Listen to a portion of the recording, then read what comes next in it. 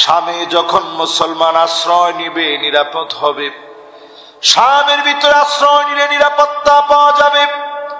দাজ্জালের বাহিনী সারা দুনিয়ার ভিতরে বিচরণ করবে, এই অঞ্চলগুলাকে কবজা করার চেষ্টা করবে। মদিনার বায়দা নামক জায়গার ভিতরে যাবে, দাজ্জালের বাহিনীকে গিলে গিলে খাবে মাটি। এই অঞ্চলগুলা মুসলমানদের আবাসস্থল হবে। যিনি মুসলমানদেরকে স্থলে নিরাপত্তার ভিতরে রাখবেন তিনি কে? আল্লাহ পাক পরিশেষে সিরিয়ার ভিতরে যে বিজয় দিলেন, এই বিজয় সারা দুনিয়ার জন্য শুভ সংবাদ বয়ে আনবে। রক্তপাত এখনই শেষ হয়ে যাবে না। ইসরায়েল সামনে হাত বাড়াবে, আবারও সিরিয়ার ভিতরে রক্তপাত ঘটবে, রক্তপাত ঘটানোর চেষ্টা করবে। ফলশ্রুতিতে যুদ্ধ চারদিকে দাবানলের মতো ছড়ায় পড়বে। এই পৃথিবীর অন্যতম একটা হাট হলো মক্কা মদিনার পরে শাম ভূমি, সিরিয়ার এই পুণ্যভূমি, নবী আম্বিয়া আলাইহিমুস সালামের পুণ্যভূমি। এই শাম যতদিন আক্রান্ত থাকবে সারা দুনিয়ায় শান্তি আসবে না। শাম যেদিন আক্রান্ত বন্ধ হবে, শাম যেদিন শান্ত হবে, আল্লাহ পাক দুনিয়া ব্যাপী শান্তি দিবেন। আজও সিরিয়া ৬০ লক্ষ মানুষ শরণার্থী হয়ে আছে, পেট পিঠের সঙ্গে লেগে গেছে, ক্ষুধার যন্ত্রণা চারদিকে, মুসলমান ত্রাহি ত্রাহি করছে। মুসলমানের এই কঠিন দিনগুলা শেষ হয়ে যাবে, আবার ইমানদার মুসলমানের কারণে যিনি বিজয় দিয়ে দিবেন তিনি কে?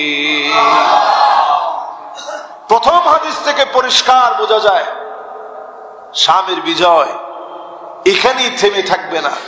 আল্লাহ পাক ফেরেশতাদেরকে পাঠায়া শামের বিজয়কে যিনি এগিয়ে নেবেন, বদরের মতো নিশ্চিত একটা বিজয় দিবেন, সুপার পাওয়ার মুসলমানদেরকে বানায় দিবেন, ফেরেশতাদেরকে দিয়ে মুসলমানের হাতকে যিনি শক্তিশালী বানায় দিবেন তিনি কে? এবার পরের হাদিসটা শুনেন। আল্লাহ নবী, বিশ্ব নবী হাদিসের ভিতরে বলেন, আকরু দারিল মুমিনিন আশ-শাম। গোটা পৃথিবীর ভিতরে মুসলমানদের নিরাপদ আশ্রয়ের জায়গার নাম শাম। শামে যখন মুসলমান আশ্রয় নিবে নিরাপদ হবে, শামের ভিতরে আশ্রয় নিলে নিরাপত্তা পাওয়া যাবে।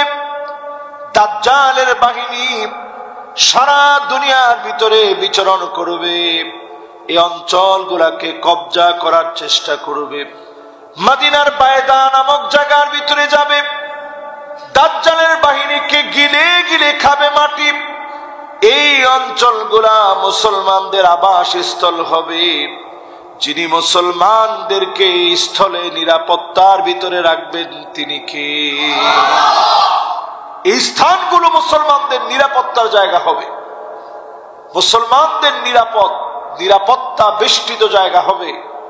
আজকের এই সিরিয়া, ফিলিস্তিন, জর্ডান, লেবানন, সব দেশগুলোর দিকে তাকায় দেখেন, আল্লাহর মেহেরবানি এই সব দেশে আমি টুকটাক সফর করার সৌভাগ্য আল্লাহ আমারে দান করছেন।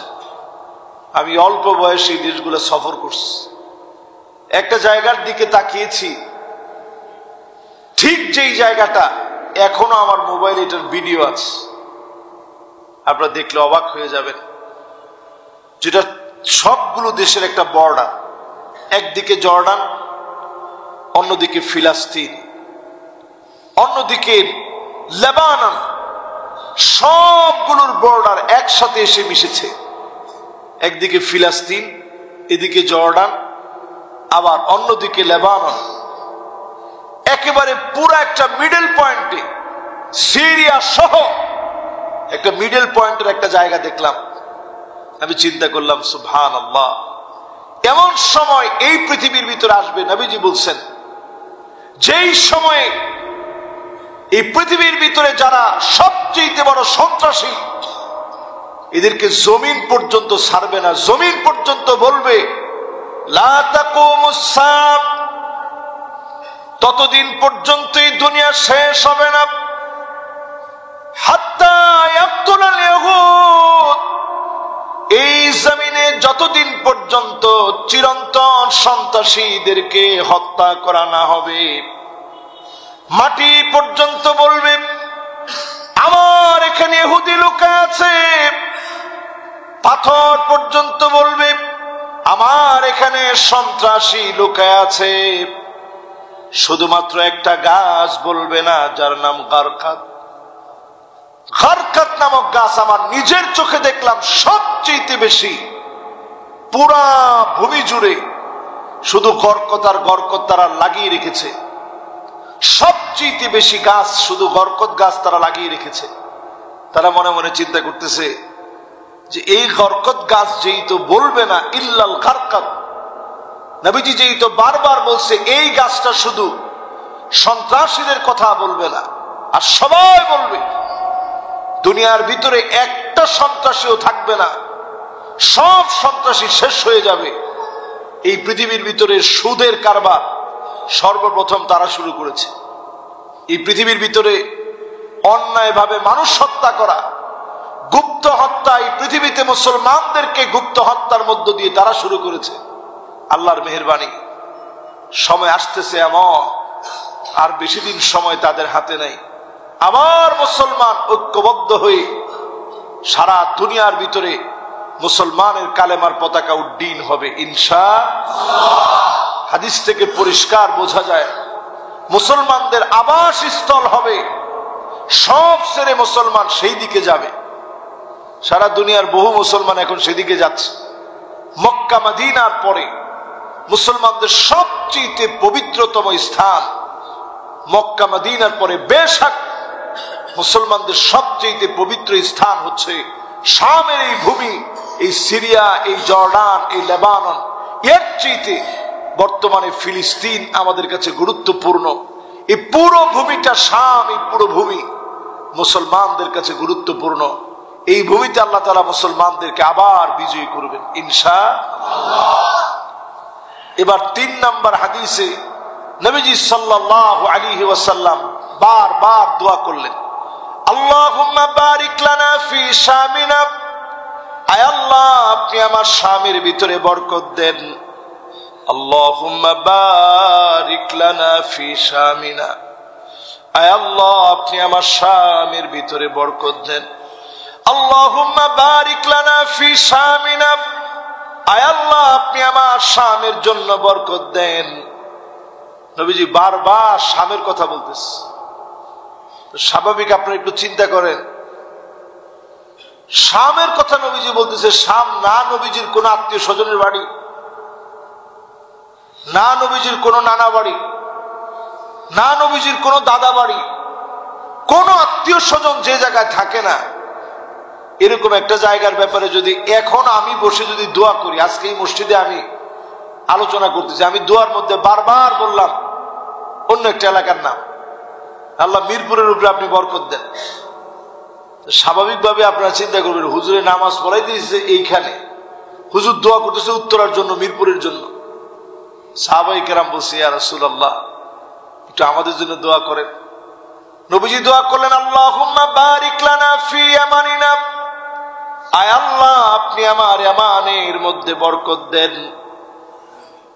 শাম আর ইয়ামানের কথা নবীজি বারবার বলতেছে।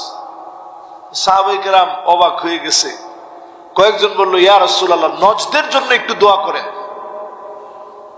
আল্লাহর হাবিব বললেন, জালাজিল ওয়াল ফিতান, নজদের ভিতরে ভূমিকম্প হবে, ফিতনা বের হবে।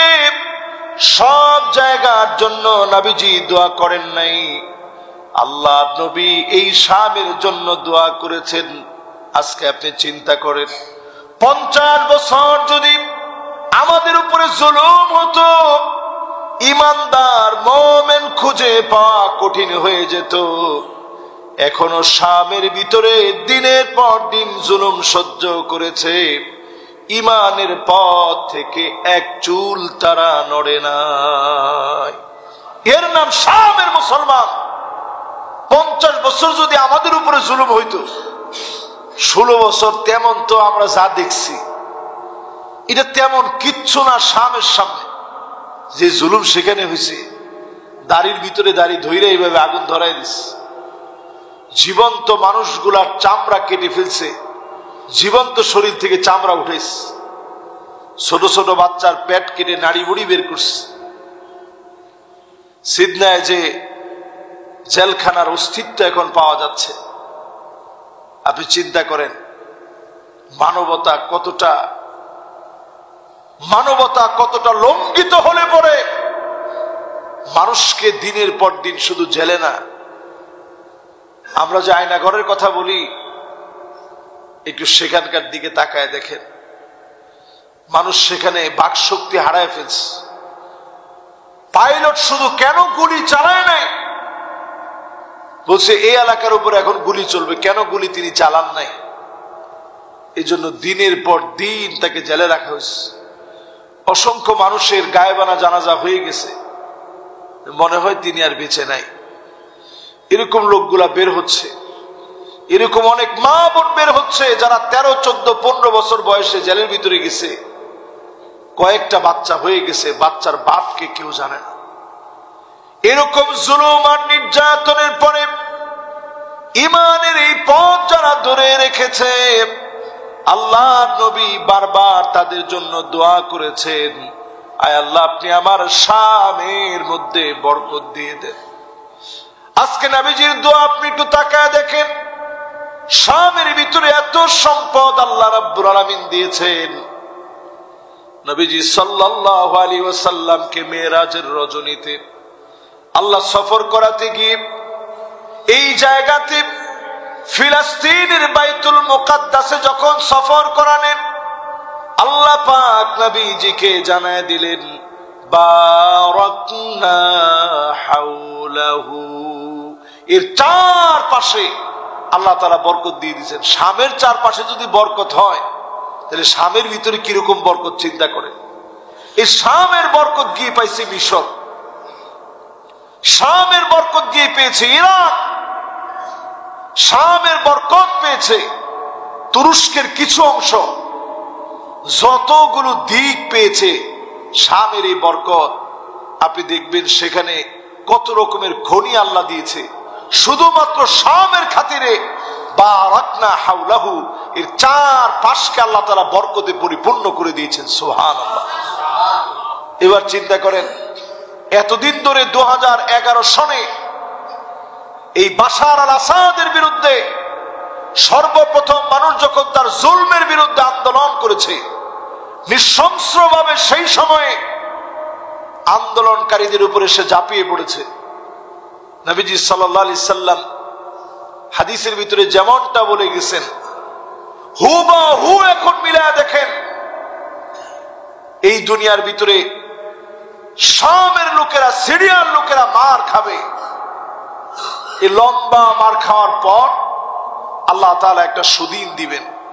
এই সুদিন আসতে গিয়েও মুসলমানদের হৃদয়ে রক্তের ক্ষরণ যেন সৃষ্টি হয়, আবার যেন মুসলমান জাগ্রত হয়।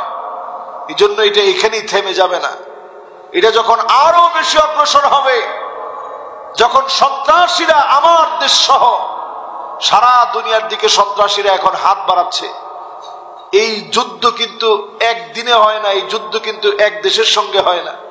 সারা দুনিয়ার ভিতরে মুসলমানদেরকে ধ্বংস করার যে পায়তারা চলছে, এরই মধ্য দিয়ে আবার একটা বিজয়ের আভাস নবীজির হাদিস থেকে মুসলমানদেরকে দেওয়া হয়েছে। যখন সারা দুনিয়ার ভিতরে এই রকম লড়াই হবে, যেই লড়াইয়ের ভিতরে মালহামা এত বড় হয়ে যাবে, দুনিয়ার ভিতরে 2/3 মানুষ মারা যাবে। এই 2/3 মানুষ মারা যাওয়ার পর দুনিয়ার ভিতরে জীবিত যে মানুষগুলো আছে, এর ভিতরে মুমিনদেরকে দিয়ে আল্লাহ রাব্বুল আলামিন চূড়ান্ত মুসলমানদের বিজয় দিবেন। আজকের অনেক মিডিয়া দেখলে আমরা অবাক হয়ে যাই, সূর্য পশ্চিমে উঠবে, এটা হাদিসের ভিতরে নবীজি বলছেন 1450 বছর আগে। বর্তমান বিজ্ঞানীরা বলতেছে এখন যে সূর্য পশ্চিম দিকে উঠবে। যদি সূর্য পশ্চিম দিকে উঠে, এটা কি আপনি সাধারণ বিষয় মনে করেন? আল্লাহ শিডিউল যেদিন ব্রেক করে ফেলবে, কুল্লুন ফি ফালাকি ইয়াসবাহুন, সব আপন আপন কক্ষপথে সবগুলা সাঁতার কাটতেছে। যেদিন এগুলার একটা ব্রেক করবে, সব তছনছ হয়ে যাবে। আল্লাহ তাআলা কখনো তার গোলামদের উপরে এরকম মুসিবত দিবেন না। এর বহু আগে মুমিনদেরকে আল্লাহ ডেকে নিবেন। সব মুমিনরা, ইয়ামান থেকে একটা মৃদু বাতাস আসবে, মুসলমানরা এই ভূমিগুলার দিকে একত্রিত হবে। এই যে একটু আগে যে ভূমির কথা বললাম, শাম, ইয়ামান, এগুলোতে মুসলমানরা একত্রিত হবে, শামিল হবে। মুসলমানরা দুনিয়া থেকে চলে যাবে। বিদায় নেওয়ার পর, ইন্তেকালের পর এই জমিনে যারা থাকবে আবার নিকৃষ্ট মানসিকতায় পৌঁছায় যাবে। এই যে কথাগুলা বললাম, এগুলা সব কিয়ামতের বড় আলামত।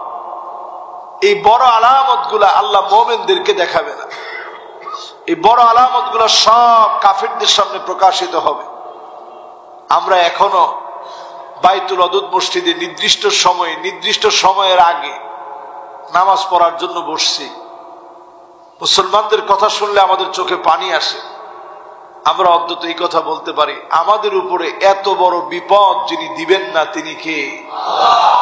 10টা বড় বড় আলামত, এগুলো একেবারে আখিরুজ জামান, শেষ জামানা, শেষ মুহূর্তে একটা পুতির মালা থেকে একটা দানা পড়ে গেলে পরের গুলা যেমন টাস টাস করে পড়তে থাকে, 10টা এরকম একটার পর একটা পড়বে। এই সময়ে তওবা কোনো কাজে আসবে না, কবুল হবে না। 2 সময়ে তওবা কবুল হয় না। এর মধ্যে একটা সময় হলো এমন, সূর্য যখন পশ্চিমে উঠবে, এই সময়ে তওবা কবুল হবে না। সেদিন মানুষ আল্লাহর কাছে বারবার কাঁদবে, ধর্ণা দিবে, আল্লাহ আপনি মাফ করে দেন, আল্লাহ এই দৃশ্য দেখার আগে আল্লাহ আপনি আমাকে মাফ করে দেন। সেদিন মানুষ কাঁদবে, হয়রান পেরেশান হয়ে যাবে। সূর্য তার শিডিউল পরিবর্তন করে ফেলবে, মানুষ কান্না শুরু করবে। এই জমিনের ভিতরে বিপর্যয় শুরু হয়ে যাবে। আল্লাহ রাব্বুল আলামিন ঠিক সেই মুহূর্তে তাওবা কবুল করবে না। আপনি তাওবা করবেন এমন সময়ে, এখন সময়টা আপনার তাওবা করার। এই সময়ে যখনই গুনাহ হয়ে গেছে, আল্লাহর কাছে তাওবা করে ফেলেন। তাওবা করা মাত্র যিনি গুনাহ মাফ করে দিবেন তিনি কে? তাওবা সবচেয়ে সুন্দর অর্থবোধক বিষয় মনে হয়েছে আমার কাছে এইটা। আর রুজুউ মিন সিফাতিন মাযমুমাতিন ইলা সিফাতিন মাহমুদা। আগে যেমন নিজেকে খারাপ গুনাহের মধ্যে দেখতেন, এখন যদি নিজেকে আপনি সওয়াবের ভিতরে দেখেন, তাওবা করা নিজেই, তাওবাটা নিজেই একটা সওয়াবের কাজ। আপনি যখন গুনাহ ছেড়ে তাওবা করলেন, এটা একটা সওয়াবের হালত। আল্লাহরে ভয় পাইলেন, আরেকটা সওয়াবের হালত। 2 ফোঁটা চোখের পানি ফেললেন, আরেকটা সওয়াবের হালত। জবানের ভিতরে আস্তাগফিরুল্লাহ বললেন, আরেকটা সওয়াবের হালত। এরপরে যদি আল্লাহর কাছে একটু নতজানু হইয়া কান্নাকাটি কইরা বলতে পারেন, আল্লাহ আমি আর গুনার দিকে যাব না, সওয়াবের এমন হালত হলো আল্লাহ পাক শুধু সওয়াবই দেন নাই, হতে পারে ওই দিনের তাওবা কবুল করে আল্লাহর ওলি হিসাবে যিনি কবুল করে ফেলবেন তিনি কে? এই জন্য তাওবা নিজে একটা সওয়াবের হালত। এর মধ্যে যতগুলো কাজ যোগ হলো সবগুলো আপনি সওয়াবের হালতে আছেন। অন্যায় ছেড়েছেন, ভালো কাজের দিকে আসছেন, সওয়াবের হালতে আছেন। অধিক পরিমাণে ইস্তেগফার পরে পরে আল্লাহর কাছে ক্ষমা চান। এই সময় দোয়া কবুলের সময়, ইস্তেগফারের সময়। বিপদ মুসিবত চারদিকে যেভাবে দানা বাঁধতেছে, পৃথিবীর অনেক কিছু, এখন কিছু হলেই কালকে পর্যন্ত কয়েকটা চ্যানেল থেকে আমাকে ফোন দিছে যে হুজুর সিরিয়ার উপরে একটা আলোচনা আপনার কাছ থেকে চাই। চিন্তা করেন, এখন টেলিভিশনওয়ালারাও বুঝে যে এগুলাই এখন মানুষ সবচেয়ে বেশি দেখতে চায়। তো মানুষ কোন জিনিস সবচেয়ে বেশি দেখতে চায়? যেটার প্রয়োজন মানুষ বোধ করে। এখন দেখবেন নাটকের ভিতরেও নামাজের কথা বলে, নাটকের ভিতরেও অভিনয় বোঝানোর চেষ্টা করে যে নামাজ পড়াটা ভালো কাজ। আমি সেদিন ছোট্ট একটা ক্লিপস আমার চোখের সামনে চলে আসছে, দেখতেছি খানা খেতে বসছে, তো একজন পাশ থেকে বলছে বিসমিল্লাহ। তো ছোট বাচ্চা জিজ্ঞাসা করতেছে, আব্বু এটা কি বললো? বলছে যে খানা খাওয়ার সময় বিসমিল্লাহ বলতে হয়। কই তুমি তো আমারে শেখাও নাই।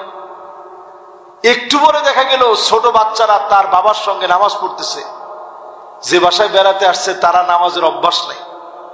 তো জিজ্ঞাসা করতেছে, আব্বু চাচুরা কিসের নামাজ পড়ে? বলতেছে না, ওনারা তো নামাজ পড়তেছে। কই তোমারে তো কোনোদিন নামাজ পড়তে দেখলাম না। কেন, গত জুমায়ও তো নামাজে গেছে। তাইলে কি আজকে কি জুমার নামাজ? কয় না না, আজকে জুমার নামাজ না, 5 ওয়াক্ত নামাজ আল্লাহ দিছে, এটা 5 ওয়াক্তের 1 ওয়াক্ত। কিন্তু তোমার আব্বা খালি জুমার নামাজে যায়।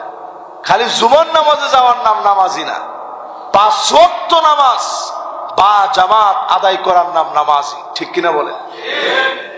এই জন্য যতজন আমার সামনে আছেন, এখন সব জায়গায় মানুষের আগ্রহের কেন্দ্রবিন্দু দিনকে একটু জানা, ইসলামকে একটু জানা। কেমনে দিন জানবে? সিরিয়ার এই সংকটের পরে, বিজয়ের পর আরো বেশি আগ্রহ মানুষের বেড়ে গেছে দুনিয়ার ভিতরে না জানি কি হয়। এই আগ্রহ থেকে আপনাদেরকে বলছি, আমার আপনার কাজ হচ্ছে শুধু দিন মেনে চলেন। দিন যদি আপনি একটু মেনে চলেন, এই যে আজকে একটা জুমাবার পেলাম, আদাআ লাহু মিনান নূরি মা বাইনাল জুমআতাইন, সূরা কাহাফ যদি আপনি তেলাওয়াত করেন, এক জুমা থেকে নিয়ে আরেক জুমা পর্যন্ত যিনি আলোকিত বানায় দিবেন তিনি কে? কিসের থেকে আলোকিত? দাজ্জালের ফিতনা থেকে। দাজ্জালের ফিতনা কি এখন কম মনে হয় আপনার? কি পরিমাণ ফিতনা চারদিকে ছড়ায় আছে। এই ফিতনা থেকে যদি আপনার আমার বাঁচতে হয়, এই আয়াতুল কুরসি, সূরা ইখলাস, সূরা ফালাক, সূরা নাস প্রতিনিয়ত আমলের রুটিনে একেবারে প্রতিনিয়ত রাখেন। প্রত্যেক দিন সূরা কাহাফের প্রথম 10টা আয়াত, পারলে শেষের 10টা আয়াত প্রতিদিন পড়েন। যদি আপনার কোরআন তেলাওয়াত সহি না হয়, এখন মোবাইল আছে সবার হাতে হাতে, আপনি ডিভাইস থেকে ছেড়ে রাখেন। এরপরে আপনি আমি জুমাবারে সূরা কাহাফ পুরা তেলাওয়াত করার চেষ্টা করি, পড়ি। আল্লাহর কাছে দাজ্জালের ফিতনা থেকে পানাহ চাই। আরবিতে দোয়া মুখস্থ নাই, বাংলায় পানাহ চান, আল্লাহ দাজ্জালের ফিতনা থেকে হেফাজত করেন। এই ফিতনা ভয়াবহ আকার ধারণ করছে। নবীজি সাল্লাল্লাহু আলাইহি সাল্লাম এক হাদিসের ভিতরে বললেন, একটা ফিতনা আসবে, যে ফিতনার নাম হবে দোহায় মা। বলেন কি নাম? এই দোহায় মা নামক ফিতনার কথা বলে নবীজি বললেন, লাতামাতহু লাতমাতান, এটা মাফউলে মুতলাক। মানে আমরা অনেক সময় বলি, আপনারা সবাই মাফউলে মুতলাক বুঝেন নাই, যারা আলেম ওলামা আছে ওনারা বুঝছেন। এখন আপনাদেরকে একটু বুঝাই দিতে আপনারাও বুঝবেন। আমরা অনেক সময় বলি যে আজকে খাওয়ার মতো খেলাম, মানে কি? মানে এরকম খাওয়া খাইছি একেবারে গলা পর্যন্ত চলে আসছে, এটাকে আমরা বলি খাওয়ার মতো খেলাম। এরপর অনেক সময় আমরা যদি কোনো একটা বিষয় আপনি বলছেন যে ভাই একটু বিষয়টা দেখেন, না আমি দেখার মতো দেখব, তাহলে দেখবো বললেই তো হইতো। দেখার মতো দেখবো মানে কোনোভাবে এটা মিস হবে না, আমি ভালোভাবে দেখতেছি, গুরুত্ব সহকারে দেখব। ঠিক তেমনি নবী করিম সাল্লাল্লাহু আলাইহি সাল্লাম বলছেন, লাতামাতহু লাতমাতান, এমন একটা সময় পার হবে না যে সময়টা দোহায় মা নামক ফিতনা আসবে, সবার ঘরে ঘরে এই ফিতনা ঢুকবে। এরপরে নবীজি বলছেন, দাজ্জাল আসবে কখন? বিয়াউমিন হাদা আও গাদিন, ওই দিনই দাজ্জালের আত্মপ্রকাশ হবে অথবা পরের দিন। আল্লাহর কাছে দুনিয়ার 1000 বছর সমান সমান। আল্লাহর কাছে কয় দিন? তাহলে চিন্তা করেন, নবী সাল্লাল্লাহু আলাইহি সাল্লাম যেদিন এই কথা বলে গেছেন, আল্লাহর যদি সিদ্ধান্ত থাকে এই ফিতনা 1000 বছর পরে সবার ঘরে ঢুকবে, 1500 বছর পরে সবার ঘরে ঢুকবে, 1.5 দিন লাগবে। এখন একটু 1.5 দিন পরে চিন্তা করেন, দুনিয়া নবীজি চলে গেছেন, এই পৃথিবীতে আল্লাহর সামনে মাত্র 1.5 দিন হয়েছে। কয়দিন? এই 1.5 দিন পরে একটু চিন্তা করেন, এই যে মোবাইল সাহাবায়ে কেরামের যুগে ছিল, লাতামাতহু লাতমাতান, রাসূল বলছে এমন ফিতনা দুহায়মা যেটা প্রত্যেকের ঘরকে চটকাবে, এমন কোন ঘর থাকবে না যেই ঘরে এই ফিতনা থাপ্পড় লাগবে না। আপনি একটু মিলাই দেখেন, এই দুহায়মা নামক এই ফিতনা ঘরে ঘরে এখন আসে না নাই? আমাদের বাচ্চাদেরকে এখন খানা খাওয়াতে গেলে আগেই কয় মোবাইল। মাশাআল্লাহ, দেখছেন বাচ্চারা খুব খুশি হয়েছে। কি খুশি হয়েছে যে হুজুর আপনি তো আমাদের পক্ষের লোক, আপনি মোবাইলের কথাটা স্মরণ করাই দিয়েছেন। অনেক সময় আব্বু থাকলে দেখতে পারেন, আম্মু দিয়ে দেয় যে ঠিক আছে নাও। তো হুজুর এটা যেহেতু জুমার মধ্যে বলছেন খুব ভালো হয়েছে, মোবাইল পাইতে আর কোনো অসুবিধা হবে না। নবীজি ফিতনার নাম দিচ্ছেন দুহায়মা, শব্দ চয়নে বলছেন সবার ঘরে ঘরে ঢুকবে। আমি হুজুর আমার ঘরে এরকম মোবাইল একটা আছে, কয়েকটা না, শুধু ঘরের সদস্য যতগুলা এর চেয়ে বেশি মোবাইল হয়ে গেছে। শুধু আমার আব্বাই মোবাইল চালায় না। আমি তখন চিন্তা করে দেখি মাঝে মাঝে, সুবহানাল্লাহ বিহামদি, ওই যে সবার কাছে যেদিন চলে যাবে ওদিন তো দাজ্জাল চলে আসবে সবার কাছে। এই জন্য এখনো এই ডিভাইস পৌঁছায় নেয়। অনেকে এই ডিভাইসটা ঘৃণা করেই নেয় না, যেটার মধ্যে কত রকমের মিউজিক টিউজিক হাবি জাবি এগুলা বাজে, দরকার না, আগের বাটন ফোন ইউজ করি। কিছুদিন পরে দেখবেন কিসের বাটন ফোন, সামনে দেখবেন স্ক্রিন দেখাও যাবে না, শুধু ফু দিবেন, এটা সামনে আসতেছে। আপনারা যাদের কৌতূহল বেশি, আপনারা ইউটিউবে গিয়ে সার্চ দিয়েন যে 2050-এর মোবাইল আপডেট কি হচ্ছে, তখন দেখবেন যে শুধু এইখানে একটা চশমার মধ্যে লেন্স পরে থাকবেন, এই লেন্স দিয়ে তাকাবেন, দেখবেন মোবাইলের কাজ হয়ে গেছে। এটা 50ও লাগবে না, এর আগে আবিষ্কার হবে। এখনই তো ঘড়ির ভিতরে মোবাইল টোবাইল সব চলে আসছে, আর সামনে আসবে, হাতের ভিতরে কিচ্ছু দেওয়া লাগবে না, শুধু তাকাবেন, দেখবেন সব চলতেছে। এটা তো এখনই যদি আবিষ্কার করতে চাই এখনই সম্ভব। স্বাভাবিক ছোট্ট এতটুকু, এখন আগে আমরা প্রজেক্টরের জন্য কত কিছু করতাম, এখন এতটুকু পোর্টেবল সুন্দর একটা প্রজেক্টর বের হয়েছে, পকেটের ভিতরে নেওয়া যায়। তো এইটাকে যখন আরেকটু আধুনিক করতে পারবে, ছোটর ভিতরে শুধু আপনি আপনার মোবাইল একটা পকেটের ভিতরে অথবা যে কোনো জায়গায় রাখলেন, ওখান থেকে ফোকাস পড়বে, ওইটা দিয়ে আপনি চালাবেন। আধুনিকতার শেষ সীমায় মানুষ চলে যাবে, জুতার ফিতা পর্যন্ত কথা বলবে। আচ্ছা, জুতার ফিতা কথা বলবে, নবীজি বলে গেছে 1450 বছর আগে। এখন এটা সম্ভব না অসম্ভব? আবার কয় সম্ভব না?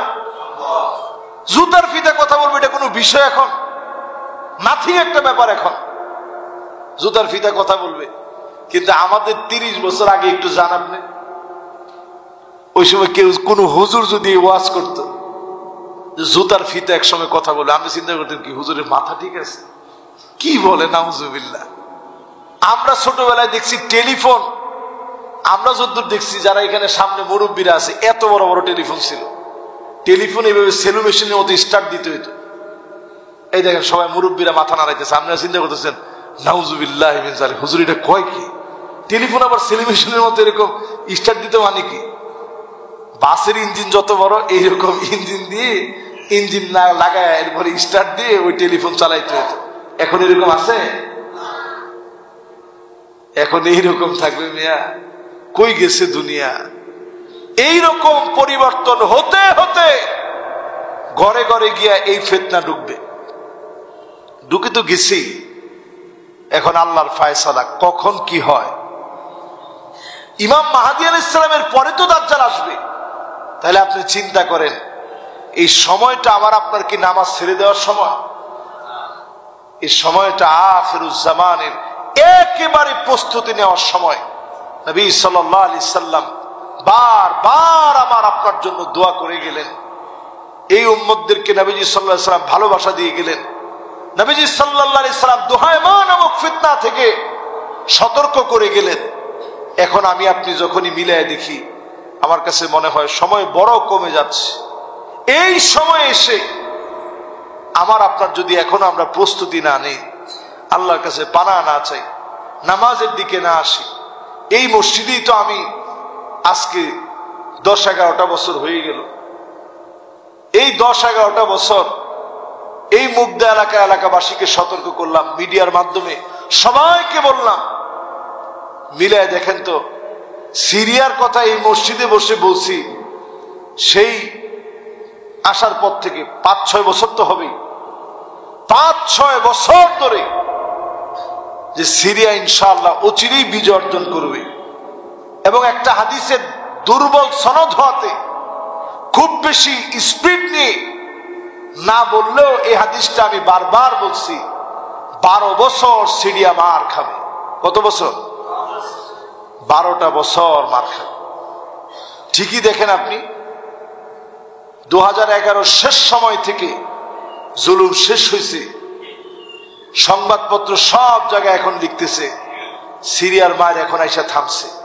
পুরাপুরি যে সময়টা উল্লেখ করা হয়েছে, এই উল্লেখিত সময়ের ভিতরে আল্লাহ রাব্বুল আলামিন মুসলমানদেরকে একটা বিজয় দিয়ে আবার মুসলমানদেরকে জাগ্রত করছেন। জোরে কোন আল্লাহু আকবার।